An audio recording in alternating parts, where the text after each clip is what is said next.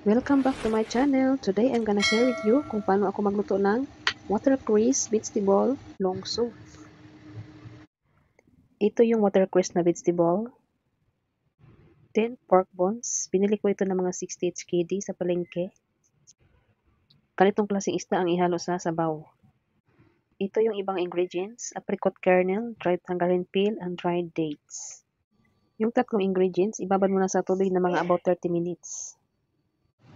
Yung tangerine peel, hugasan muna natin, linisan natin siya bago natin ilagay sa sabaw.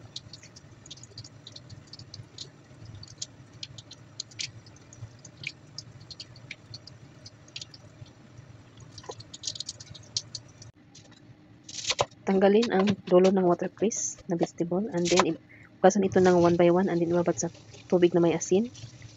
After ibabad sa tubig na may asin, hugasan ulit ng 3 beses.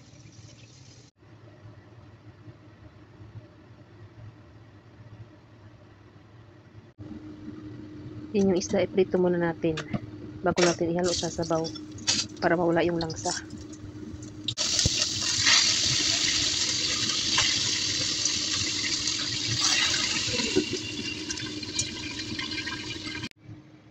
After maprito yung isda, ilagay sa soup bag yung isda.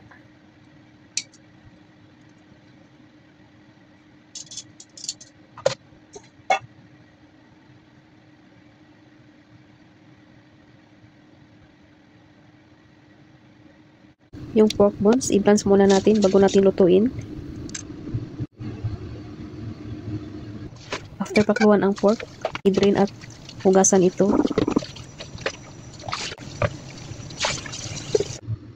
Ayan, nagpakulo na ko ng tubig. Ilagay na natin yung mga ingredients. Ilagay na yung pork bones. And then, yung fried fish na nilagay sa soup bag. And then, apricot kernels. Then, yung dry dates. And then, yung tangerine peel. Tutuin ito ng mga about 4 hours. And then, yung gulay mamaya na yun after 1 hour ilagay.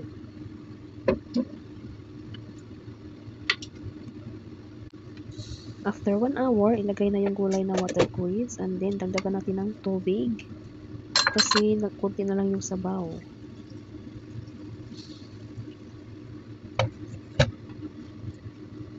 Then, lutuin ito ng mga about 3 hours. A total of 4 hours in cooking.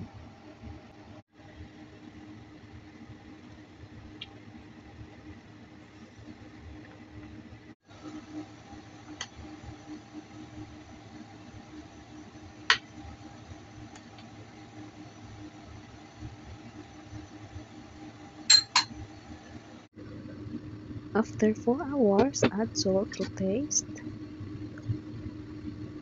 Puti lang ang ilagay, huwag masyadong asin kasi hindi po sila mahilig ng maalat. Ayan, it's done cooking long soup guys.